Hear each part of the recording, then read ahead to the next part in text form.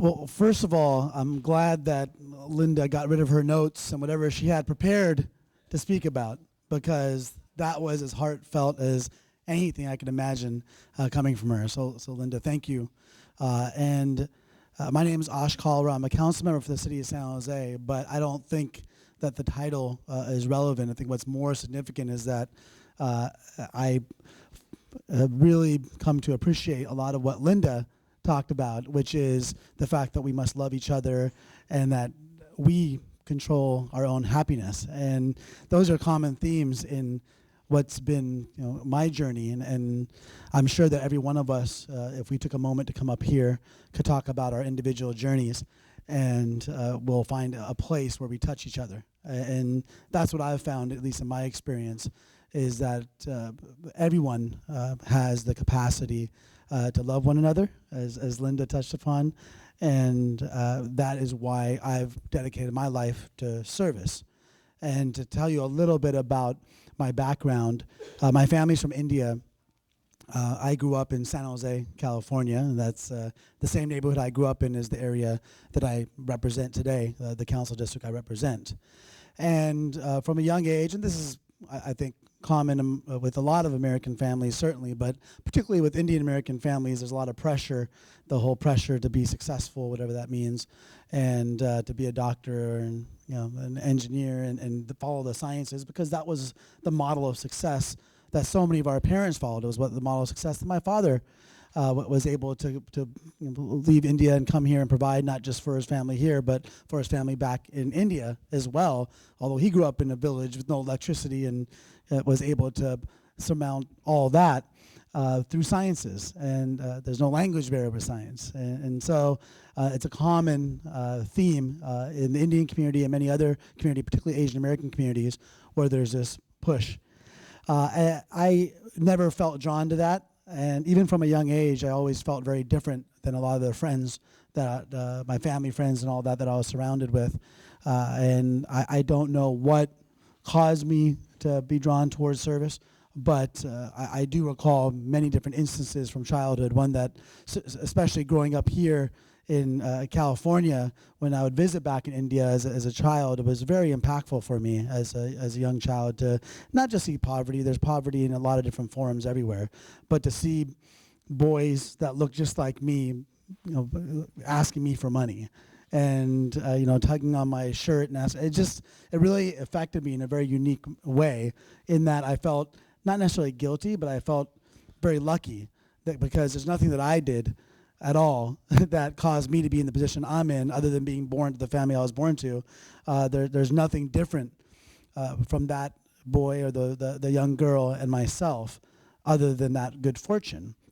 And that kind of stuck with me, and that was probably I was 7 or 8 years old when that happened, and it always kind of stuck with me even as a child. And as I got older and went into kind of middle school, into high school, I always had this just different feeling about myself, about what I wanted to do with my life. I didn't really necessarily felt like I was fitting in with the common mold, at least of a lot of my other Indian friends, certainly, that were planning to go to these great colleges and go on to be a doctor or engineer, whatever it was they're doing. And I didn't feel that same draw and felt a little clueless at times.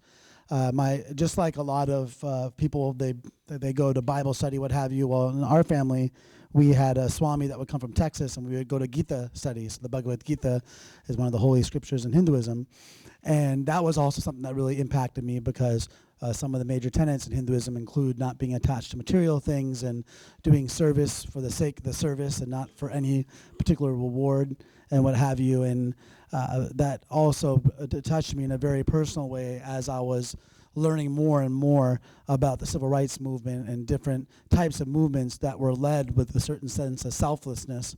And I believe it was around that time in high school where, just in my leisure reading, I was reading about one of my favorite figures in American history, Frederick Douglass. And to paraphrase one of his anecdotes from his autobiography, he talks about a moral dungeon, and he was likening himself to the other slave children, and essentially saying, we're all in this moral dungeon where, if you're just going about your business every day and you're just in darkness, you don't know anything different. But the moment the light shines in, the moment you see your condition, you can't turn it off anymore. And so you can't go back. And so I think in some sense, in a very different sense, obviously, than those that lived under the condition of slavery, I think that it does apply, though, even to all of us today, in that if there's a point at which we realize that that there are people that need to be served, that people that are underserved, or that we have some point of privilege and we have an obligation to give back, it's very hard to turn that off once that switch is on. And so that really had a great impact on me as well as I went on to college and went on to law school. And so when I was in college, I was also thinking about going into journalism and all this, and my parents weren't exactly happy with the choices I was making in terms of academics, but they were glad that at least I was going to UC Santa Barbara, and they when I mentioned I was going to go to law school, that they got excited. I ended up going to Georgetown Law School, and so they thought, oh great, he could be work at a law firm, be an international lawyer, and be successful and all that.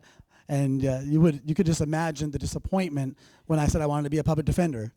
And so when I graduated Georgetown, and there are not a lot of Georgetown grads that go on to be public defenders. And for those that don't know, public defenders are the ones that represent indigent individuals in the criminal justice system.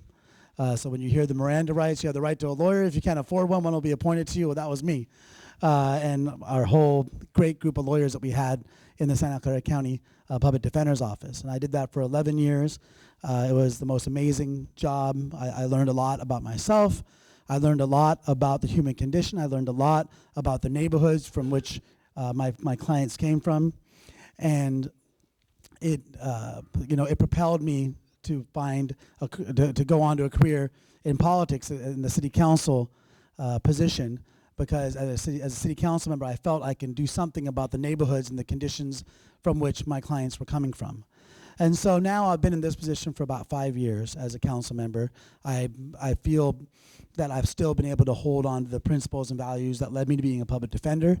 And it's very challenging being in politics when you're trying your best to find the result for the common good. You're trying your best to kind of bring that what's oftentimes considered a dirty word in politics, love. You're trying to bring that and insert that into discussions and insert that into decision making. And what people found very quickly, soon after I was elected and started working as a council member, a very common tactic used to try to gain influence with people in politics is that, well, we can help you stay in power or gain even more power if you do A, B, or C. And what they soon came to realize is that I didn't attach anything to my title or to my role, that being a council member was a form of service for me, and that no matter what, whether I have that title or that position, I will continue to serve. And when you have that kind of freedom, no one can take control over your actions.